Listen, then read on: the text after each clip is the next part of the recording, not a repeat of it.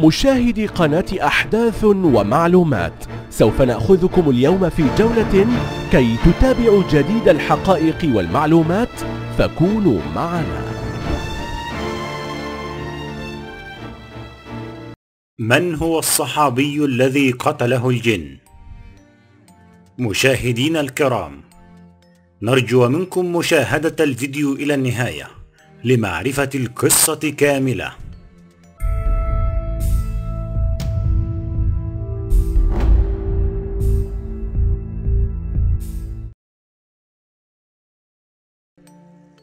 الكثير منا عند قراءته لهذا العنوان يعتقد أننا نتكلم عن رواية أو قصة خيالية، ولكن من منا يعلم أن هذه حكاية تاريخية حقيقية حدثت في الأزمنة الماضية والقديمة عند العرب والمسلمين. فتعرف على أحداث هذه القصة ومن هو الصحابي الذي قتله الجن. سعد بن عبادة. هو سعد بن عبادة بن دليم الخزرجي، زعيم الخزرج، أحد النقباء الاثنى عشر من الذين بايعوا النبي صلى الله عليه وسلم ببيعة العقبة، وقد شهد مع الرسول صلى الله عليه وسلم المشاهد كلها، والبعض يروي أنه شهد بدر، والبعض الآخر يقول أنه لم يشهدها. فيقول رسول الله صلى الله عليه وسلم: لئن كان سعد ما شهد بدر لقد كان حريصا عليها. وكان ممن يتصف بالكرم والجود، فعندما أتى الرسول صلى الله عليه وسلم بالمهاجرين إلى المدينة المنورة كان ممن حرصوا على تقديم الخدمة لهم، ووضع لهم أمواله لخدمتهم. ومن مواقفه أيضا بقاؤه بالمدينة لحراستها عندما كان النبي صلى الله عليه وسلم خارجا في إحدى الغزوات، فبعث إلى رسول الله صلى الله عليه وسلم التمر والنوق ليعينه وليدعم المجاهدين معه.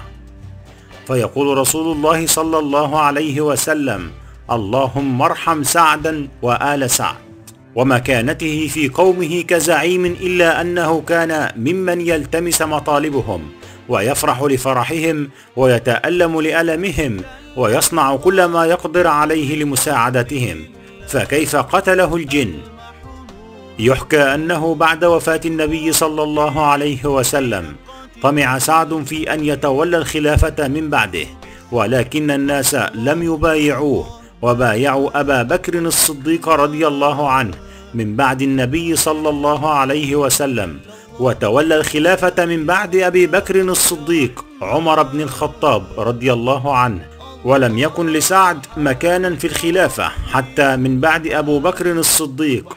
فعند لقاء سعد لعمر بن الخطاب رضي الله عنه في أول خلافته قال له: كان والله صاحبك أحب إلينا منك، وقد أصبحت والله كارها لجوارك.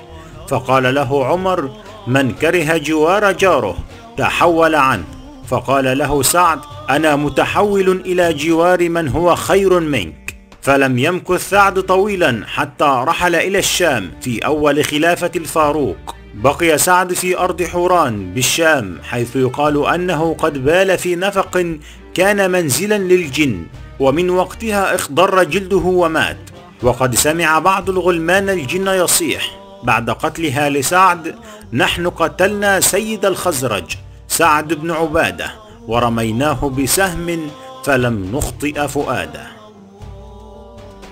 إذا أعجبك هذا الفيديو قم بالضغط على زر سبسكرايب للاشتراك في القناة، ثم اضغط على زر لايك للإعجاب بالفيديو، ولا تنسى أن تشاركه عبر مواقع التواصل الاجتماعي لتعم الفائدة على الآخرين. جميع الحقوق محفوظة لدى قناة أحداث ومعلومات.